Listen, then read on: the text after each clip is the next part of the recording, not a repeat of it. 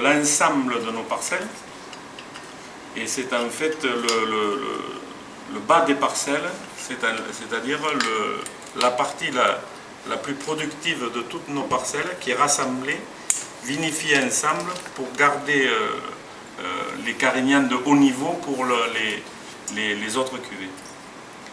Donc c'est un vin, le processus de vinification est exactement le même que sur tout l'ensemble des vins de la cave.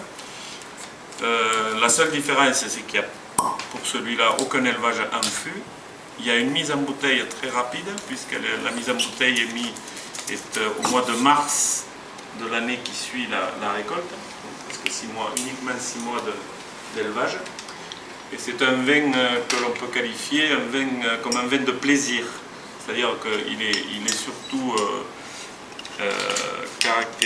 caractérisé par le fruit, par la finesse, et c'est un vin que l'on boit entre amis, avec la charcuterie en France, ou avec, comme on peut mettre aussi, on peut faire quelques accords un peu, on va dire, un peu particulier. Par exemple, la dernière fois que j'ai fait une démonstration en restauration avec ces vins-là, c'était avec ce qu'on appelle ici en France des toasts à la tapenade en apéritif.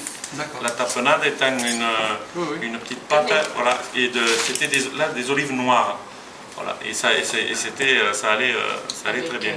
So this goes very well with voilà, tomate séchée, une tomate séchée dessus, une couche de tapenade et sur un toast, et ça à l'apéritif, et ça allait très bien. Ça se voit, oui. Alors ça c'est en inox, le seul qui est en fer en inox, ou celle-ci c'est en fer en ciment? Tout est fait pareil. C'est seulement le blanc qui est en fer en inox. Non, c'est-à-dire après l'assemblage. C'est l'assemblage. Juste avant la mise en bouteille. Mais le blanc il est parce vinifié en bois. C'est là.